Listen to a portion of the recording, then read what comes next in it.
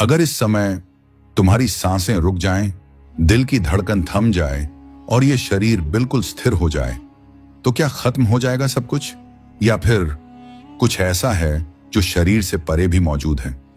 एक ऐसी शक्ति जो देखी नहीं जा सकती मगर महसूस की जा सकती है, जिसे विज्ञान अब तक पकड़ नहीं पाया और जिसे आध्यात्मिक ग्रंथ आत्मा कहते हैं। तो सवाल यह है, क्या आत्मा सच में होती है?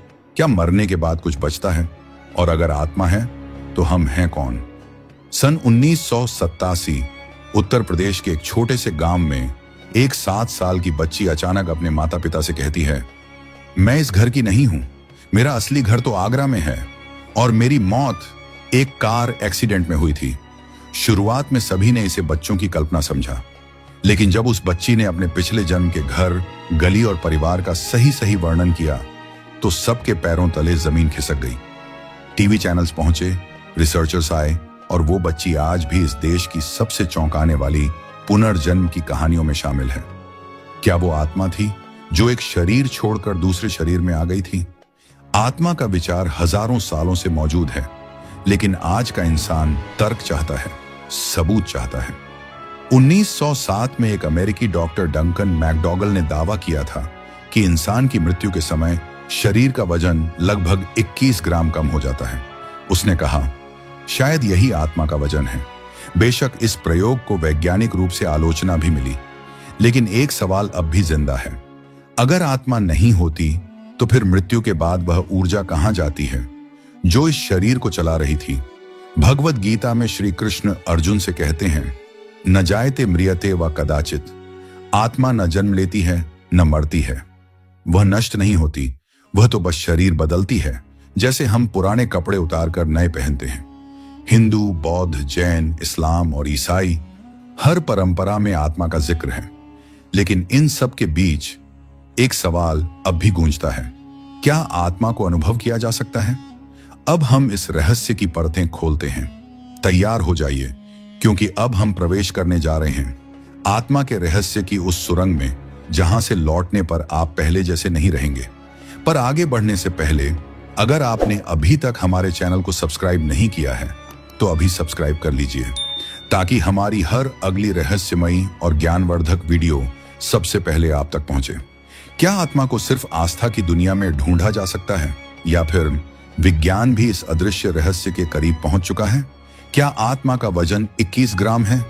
1907 मैसाचुसेट्स का एक अस्पताल, डॉक्टर डंकन मैकडॉगल एक ऐसा प्रयोग कर रहे थे जिसे आज भी पूरी दुनिया रहस्य की तरह देखती है। उन्होंने कुछ मरणासन्न रोगियों को विशेष कांटे वाली पलंगों पर रखा। मौत के कुछ ही क्षण बाद उन्होंने पाया, हर बार शरीर का वजन लगभग 21 ग्राम कम हो गया। शायद यही आत्मा है जो शरीर से अलग होते ही अपना भार छोड़ देती है। इस प्रयोग को कई वैज्ञानिकों ने अनप्रूव्ड कहा, लेकिन यह सवाल आज भी हवा में तैरता है। अगर शरीर से कुछ बाहर जाता है तो वो क्या है? नियर डेथ एक्सपीरियंस, मौत के दरवाजे से लौटे लोग। कई लोगों ने ऐसी स्थितियों का अनुभव किया है जहां उन्हें कुछ मिनटों के लिए मृत घोषित कर दिया गया, फिर कुछ चमत्कारी हुआ, वो लौट आए, लेकिन कुछ कहानियां लेकर। उन्होंने अपने शरीर को ऊपर से देखा, एक सुरंग दिखाई दी जिसमें रोशनी थी। कुछ ने दिव्य संगीत सुना और कुछ को किसी अदृश्य शक्ति ने वापस भेजा। विज्ञान इसे मस्तिष्क की प्रतिक्रिया कहता है, लेकिन सवाल यह है, अगर मस्तिष्क मर चुका था तो वो सब देखा कैसे? अध्यात्म क्या कहता है आत्मा के बारे में? उपनिषद कहते हैं, अयम आत्मा ब्रह्म, यह आत्मा ही ब्रह्म है। बुद्ध ने आत्मा को ऊर्जा का रूप माना जो जन्म जन्मांतर में बदलती रहती है। जैन धर्म में आत्मा को स्वतंत्र, शुद्ध और चैतन्य कहा गया है। ईसाई धर्म में आत्मा को ईश्वर से जोड़ा गया, जो न्याय और मोक्ष के बाद स्वर्ग या नरक जाती है। इन सभी में एक बात समान है, आत्मा शरीर से परे है और अमर है। अब आप सोच रहे होंगे, विज्ञान और आत्मा, वो कैसे?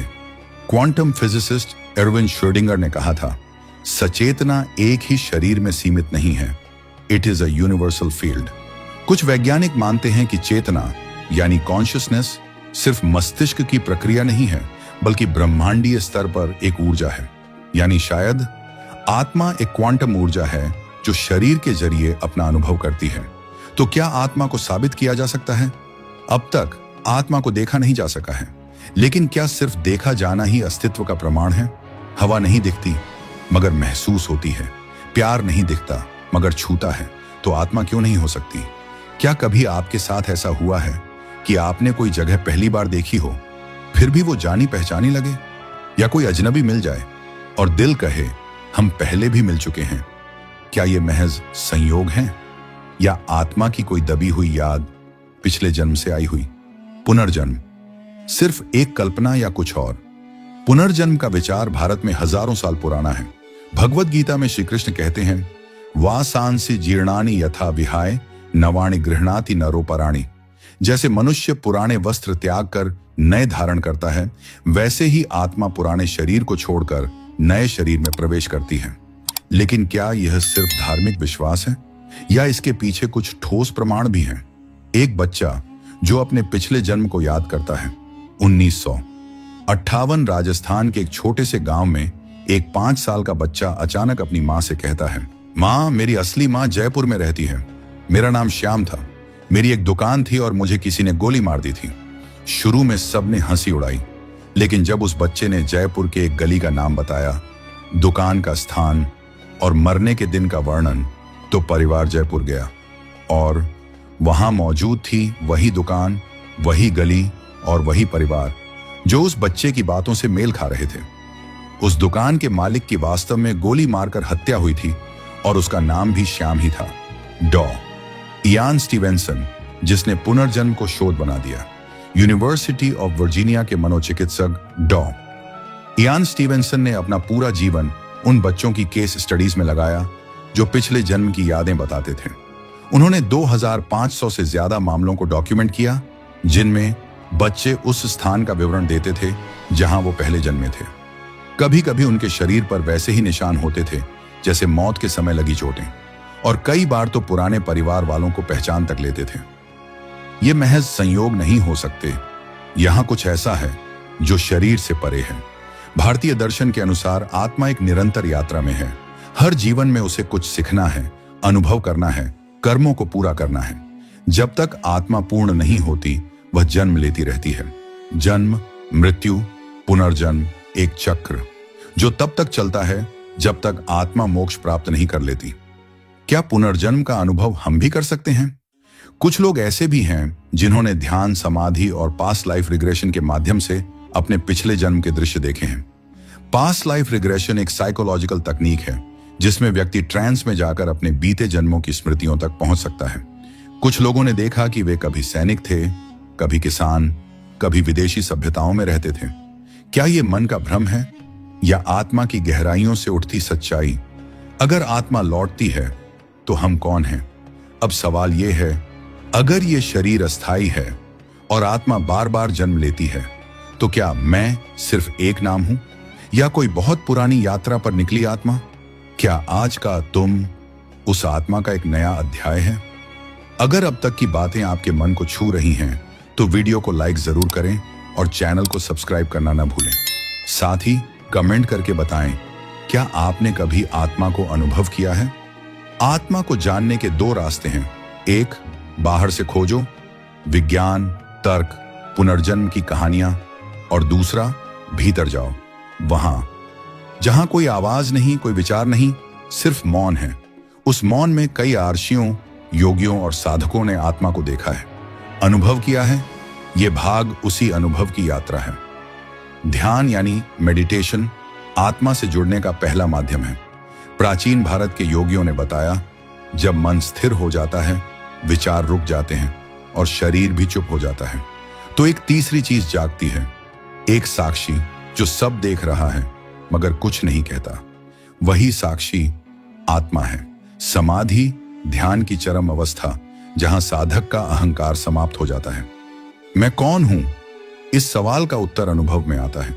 महर्षि रमण ने कहा था, आत्मा को जानने के लिए कुछ नया जानना नहीं पड़ता, बस जो झूठा है उसे छोड़ना पड़ता है, तब जो बचता है वही आत्मा है। संत कबीर ने लिखा, मोको कहां ढूंढे रे बंदे, मैं तो तेरे पास में। आत्मा बाहर नहीं, आपके भीतर है, बस आप ध्यान नहीं देते। एक संत ने बताया कि समाधि में उन्होंने अपने शरीर को बाहर से देखा। उनके पास शब्द नहीं थे उस शांति को बयान करने के लिए। वे कहते हैं, मैं शरीर नहीं था, मैं सिर्फ था, एक उपस्थिति, एक चेतना। एक युवा साधक ने कहा कि गहरी ध्यानावस्था में उन्होंने अपने पिछले कर्म देखे, जैसे किसी चलचित्र की तरह। वे रोने लगे क्योंकि समझ गए कि आत्मा का सफर कितना पुराना और गहरा है। ध्यान में आत्मा सिर्फ एक ऊर्जा नहीं, बल्कि जवाबदेह सत्ता बनकर सामने आती है।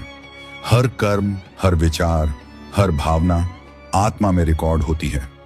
जब आप भीतर जाते हैं तो वही कार्मिक रिकॉर्ड खुलता है। कुछ को डर लगता है, कुछ को मुक्ति मिलती है। क्या हम भी आत्मा का अनुभव कर सकते हैं? हाँ, लेकिन इसके लिए मन को शांत करना पड़ता है। लोभ, भय, द्वेष, इनसे मुक्त होना पड़ता है और खुद से एक सीधा सवाल पूछना पड़ता है, मैं कौन हूं? अगर शरीर नहीं तो फिर क्या? ध्यान, प्राणायाम, मौन, ये आत्मा के दरवाजे तक पहुंचाने वाले उपकरण हैं। और जो वहां पहुंचता है उसके लिए मृत्यु डर नहीं, सिर्फ एक बदलाव है। मृत्यु के बाद जीवन है, जन्म के बाद मृत्यु है, और आत्मा इन दोनों के बीच एक पुल की तरह है। पर क्या यह चक्र अनंत है या कहीं कोई मुकाम है जहां आत्मा को विश्राम मिलता है? मोक्ष, संसार, जन्म और मृत्यु का चक्र।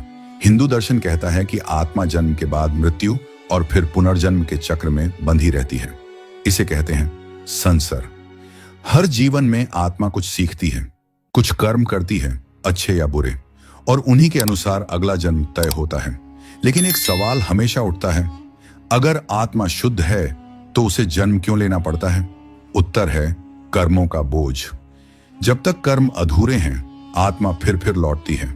जैसे कोई छात्र बार बार परीक्षा में फेल हो रहा हो, जब तक पास नहीं होगा क्लास नहीं छोड़ेगा। मोक्ष आत्मा की अंतिम मुक्ति। मोक्ष का मतलब है आत्मा का संसार के चक्र से मुक्त हो जाना। कोई पुनर्जन्म नहीं, कोई बंधन नहीं, कोई दुख, मोह, भय नहीं, केवल शुद्ध चेतना, शांत, स्वतंत्र, पूर्ण। उपनिषद कहते हैं, मोक्ष न कहीं जाना है, न कुछ पाना है, बस यह जानना है कि मैं कभी बंधा ही नहीं था। भारतीय दर्शन में 4 प्रमुख मार्ग बताए गए हैं जिनसे आत्मा मोक्ष की ओर बढ़ सकती है। ज्ञान योग, मैं कौन हूं, इस सवाल का उत्तर खोजो। भक्ति योग, ईश्वर में पूर्ण समर्पण, प्रेम में विलीन हो जाना। कर्म योग, बिना फल की इच्छा के सेवा और कार्य। राज योग, ध्यान और समाधि के द्वारा आत्मा को अनुभव करना। हर मार्ग का उद्देश्य एक ही है, आत्मा को उसकी असली पहचान दिलाना। गौतम बुद्ध ने मोक्ष को निर्वाण कहा, जहां कोई लालसा नहीं बचती। शंकराचार्य ने कहा, ब्रह्म सत्य है, जगत मिथ्या। महावीर ने कहा, आत्मा ही परमात्मा है। इन महापुरुषों ने आत्मा को जाना, फिर संसार में रहे, मगर संसार उन्हें छू न सका। क्या हम मोक्ष पा सकते हैं? हाँ, हर आत्मा के भीतर वो दिव्यता है जो मोक्ष प्राप्त कर सकती है, लेकिन इसके लिए अहंकार छोड़ना पड़ता है, मोह और भय को पीछे छोड़ना पड़ता है, और एक लंबी, शांत, धैर्यपूर्ण साधना करनी पड़ती है। मोक्ष कोई स्थान नहीं, एक स्थिति है जहां आत्मा जान जाती है, मैं बस हूं। अब जब आप इस यात्रा के अंत तक पहुंच चुके हैं, एक प्रश्न आपको भीतर से पुकारेगा, क्या मैं सिर्फ शरीर हूं या मैं भी वही चेतना हूं जो जन्मों जन्मों से चल रही है? अगर उत्तर खोजने का साहस है तो समझ लीजिए, आत्मा ने आपको जगा दिया है। आत्मा अमर है, आत्मा शुद्ध है, आत्मा चैतन्य है, और जब वो जान लेती है कि वो कौन है, तब वो मुक्त हो जाती है। यही मोक्ष है। अगर आपको ये वीडियो पसंद आई हो तो इसे लाइक करें, उन दोस्तों के साथ शेयर करें जो आत्मा और चेतना के रहस्यों में रुचि रखते हैं, और कमेंट में हमें जरूर बताएं कि आपके मन में इस विषय को लेकर क्या विचार हैं। और हाँ, ऐसे ही अद्भुत ज्ञान की यात्राओं के लिए चैनल को सब्सक्राइब करना बिल्कुल ना भूलें, ताकि अगली वीडियो सीधे आपके पास पहुंचे। हर हर महादेव, जय शिव शंकर।